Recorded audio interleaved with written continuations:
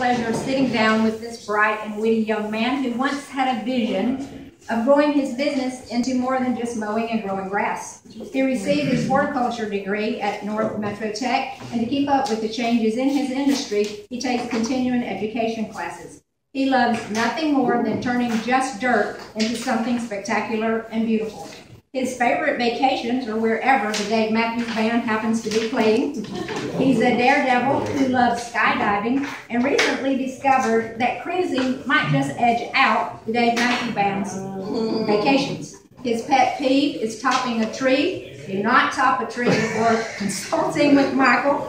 He really wants us to know him as the savior of crepe myrtles everywhere. It is my pleasure to introduce to you this morning the crepe myrtle savior of the Town Lake Power Corps team, Mr. Michael Lorez. With Michael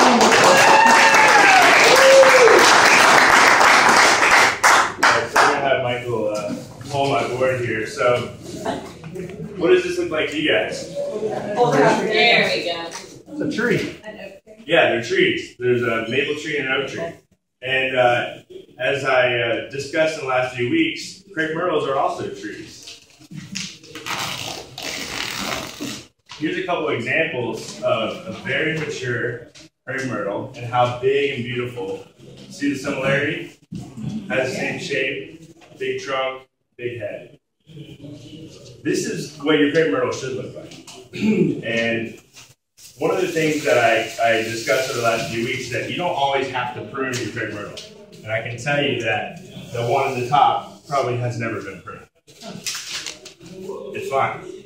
It doesn't need it. And this one at the bottom is younger, but as you can tell, it has really good shape.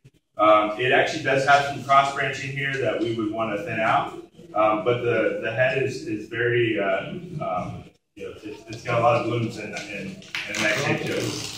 Here is what I've been talking about.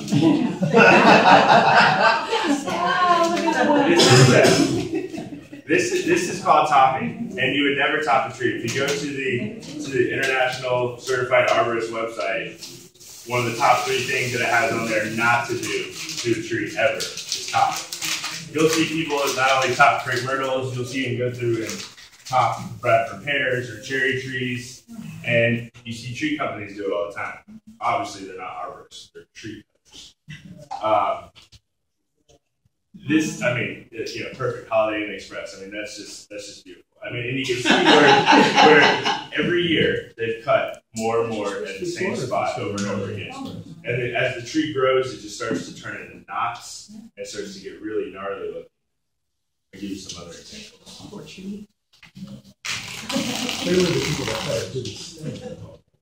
This is what it turned into.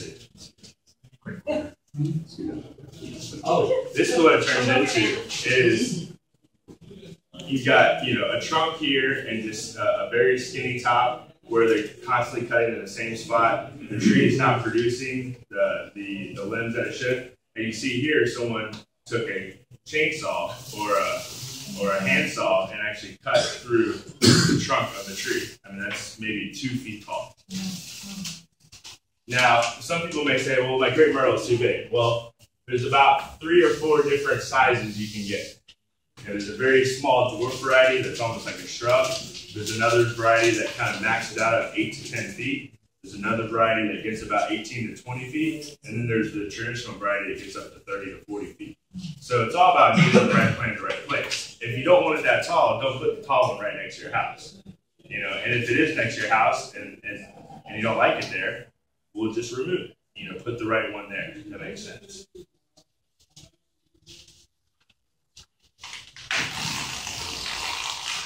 I'm not the greatest artist, but this is an example of a crepe myrtle that has a lot of cross branching. The brown is essentially what we keep after pruning. The red branches are what's taken out, and the blue X's are where we've made our cuts. Now, what you'll see is initially at the bottom, I have these branches twisting. That's to represent cross branching. When you see branches on a tree, and this any tree goes for any tree, when you see branches on a tree touching, you want to take them out because sometimes you may have seen this where they'll actually fuse together.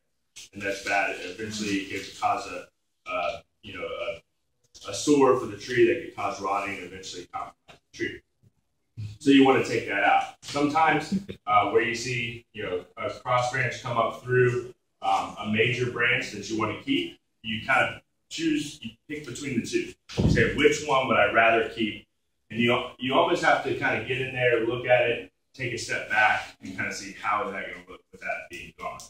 And it does not hurt to take out entire branches. In fact, you can make the cuts down here to take out these major branches that's coming out because they're crossing. That's why you want to get rid of them.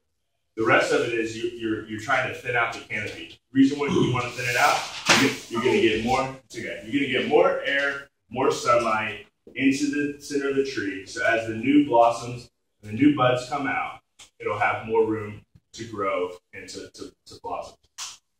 A crepe myrtle is a deciduous flowering tree, so it blooms off of new wood, kind of like your roses. That's another reason you cut your roses. Every time you cut them, you stimulate growth. The new growth turns into new blooms. It's the same principle. So you're trying to create pretty much a snow cone shape, as you can see, where you have the middle branching and the top be the tallest. So as the new growth comes out, it can get tall, reaching up for the sun, and then kind of forming that snow cone shape, as you can see here on the ground. As you can see here, has that nice kind of snow cone shape.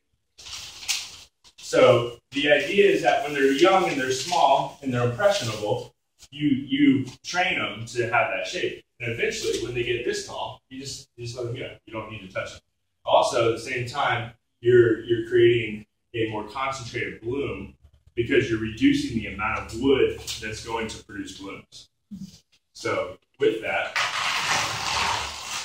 that would be our end result. As you can see, there's plenty of spacing in between the branches. You create that nice snow cone shape. You also cut the branches back to where they have enough room to support the new growth.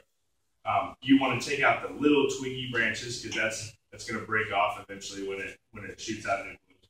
So you want it about the size of your index fingers where you want to cut, and that's going to also have at least about 6 to 8 inches of length because that's going to have the new that's going to help support the new growth with the strength of the tree. And here's another